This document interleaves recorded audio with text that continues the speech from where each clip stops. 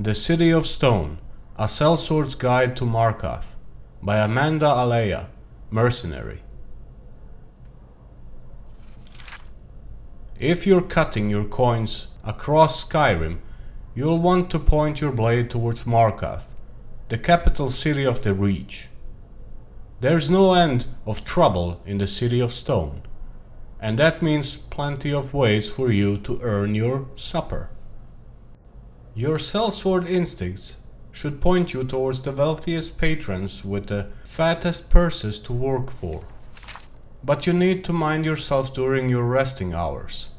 Markarth isn't like your Whiterun, where mercenary companies like the Companions make a sellsword an honorable profession.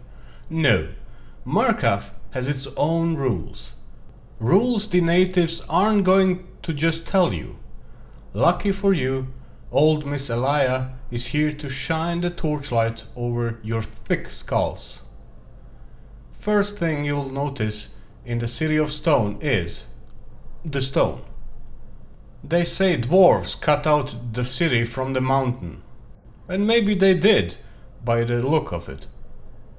But what it really means is that the whole place is vertical, and the streets are really cliffs. Long story short, be careful when you've got a bellyful of meat. When you enter the city proper, you'll immediately hit the market. The merchants usually sell food and jewelry on the streets. Meat is the preferred ration. The craggy rocks in the area make for poor farming land, and silver is what's used to make most all the rings and necklaces you might buy, thanks to the large silver mine in the city. We'll get to that in a bit. Whatever you do, don't ask the Markarth city guard about anything. They're about as helpful as an angry frostbite spider while you're caught in its web. And if you mention anything about the Forsworn to them, they might spit in your eye. Speaking of the Forsworn, these wild men and women will be your main source of income while you're in Markarth.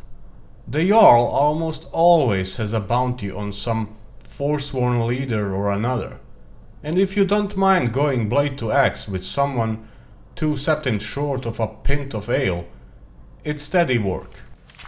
The Silver Blood Inn is where you want to head into after seeing the market. The drinks are, as usual, watered down, and judging by the metallic taste, with waters from the rivers that run through the city's smelter district. What's important here is getting a room to stay in. You won't find any friendly faces to con your way into a cheap place to stay in Markarth. The natives don't trust strangers, so save yourself the trouble and put down your coin to rent a real room. After you've spent a day recovering from travel, you'll see that Markarth is divided in 2 sides by the big crag in the center. The part with the big river running through it is called the riverside, and the other is called the dry side. The riverside is where the smelter and native workers live, so don't bother going there. Instead, head directly to the dry side and talk to the local Nord nobles and see what problems you can start solving at the highest rate. 2 major places to see are the Temple of Dibella and Sidna Mine. The temple rests on the top of the central crag. A good place to go if you're on good terms with the divines. But be warned, the priestesses of Dibella don't allow men into their inner sanctums, so don't go crushing down in there uninvited unless you want a short trip to a long fall. Sidna Mine is the place where all the silver comes from that I mentioned before. But it's also the jail. Markarth uses prisoners to mine the ore, and there's a lot of it, so don't get caught doing something illegal in the city or you'll be hauled down there to dig. Apparently, the whole place is owned by one of the big families in the city, the Silver Bloods. Notice the inn is named after them?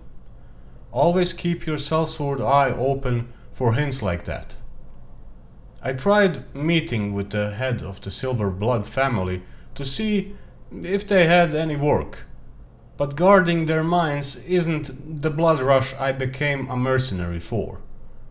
Something to keep in mind for yourself if you're thinking of staying a few months. The final place I'll talk about here is Understone Keep, the home of the Jarl in Markarth. It's a fancy palace like any other, assuming your palace is built underground. But what you need to know is the city underneath the keep. That's right, there's another city below Markarth. One of those old dwarven ruins. They sometimes have expeditions in the ruins that makes for a good job, guarding the scholars and maybe lifting a few stones here and there. If you're lucky, you might come across one of those old dwarven machines, and you can bring back a souvenir after you're done breaking it apart. Alright, Miss Elias' hand is getting tired, and that means this guide is done. Last piece of advice: don't cause trouble in Markarth. Don't start fights. Don't stop fights. Don't stick your head anywhere without someone from the city paying you for it. Because believe me, no one in Markarth wants you there. Make your gold, drink your mead, see what's there and to see, and move on. Nothing changes in the City of Stone, and that's just fine.